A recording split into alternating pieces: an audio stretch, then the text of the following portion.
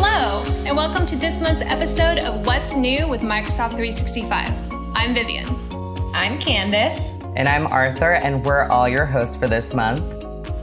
And like many of you, we're working from home and will be for the time being. And there's been no better way to collaborate remotely with our team than with, you guessed it, Microsoft Teams. March is actually the 3-year anniversary of Teams. And we wanted to cover a few exciting features to celebrate the anniversary, like improved audio quality in meetings, targeted communications for first-line workers using the Shifts app in Teams, and Teams and Skype consumer interop capabilities. So let's get started.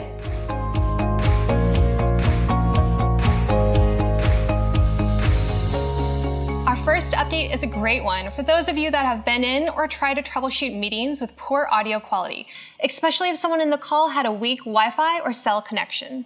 Now, with new algorithmic improvements in Teams, like reduced data packet loss, your organization will experience a smoother audio quality across meetings, even under congested and lossy networks. When joining meetings over a poor Wi-Fi or cellular connection, high packet loss can adversely affect the call experience. For admins, this means a reduction in needing to troubleshoot audio quality across your org's team meetings and calls. These improvements have rolled out to Teams customers worldwide. If you're supporting an organization with first-line demands, you might be happy to hear that Kronos Workforce Central Integration is now available with the Shifts app in Teams. For the uninitiated, Kronos is a suite of tools and services designed to manage your workforce or employees, as well as provide other services related to human resource management.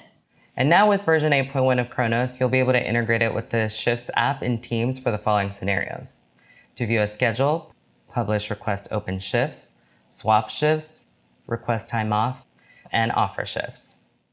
This integration between Kronos and Teams is important because it allows you to support your first-line end users in the previously mentioned scenarios, as well as enabling them to use all the collab features that Teams has to offer, right from their mobile device or desktop, and all without having to switch context to another app.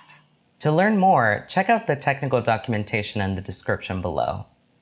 And in other news, to support first-line workers, targeted communications is now here in Teams. For your first-line managers using the Shifts app, they can now manually create @mention tags to organize employees based on attributes such as role or location, and then contact them all at once. So, for example, say your first-line managers wanted to message people based on an attribute like on-call physicians or people working a weekend shift. A first-line manager can now create this @mention tag and then use it in a new chat or channel post and quickly bring attention to all the relevant people based on this @mention tag.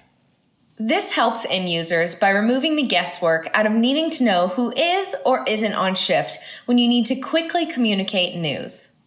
And first-line workers are automatically assigned to @mention tags that match their schedule in shifts, which allows for integration with tools like Kronos and other major workforce management systems.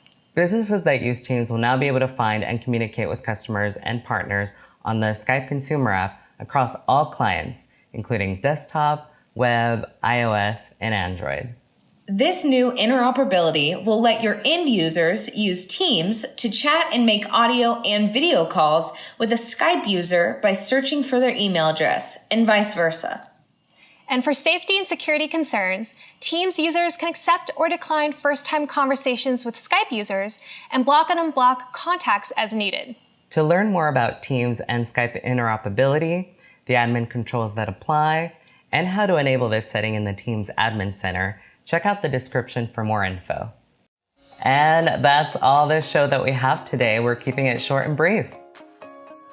If you're supporting an org that's using Teams, or if you're using it to work remotely, we would love to hear about the features you've relied on most to stay connected and productive. We'd also like to do a special shout out to our behind-the-scenes crew for helping us keep the show running this month, even with all of us working from home. Woo! And finally, don't forget to like, comment, and subscribe to the show if you haven't already, and we'll see you all next month. Bye. Bye!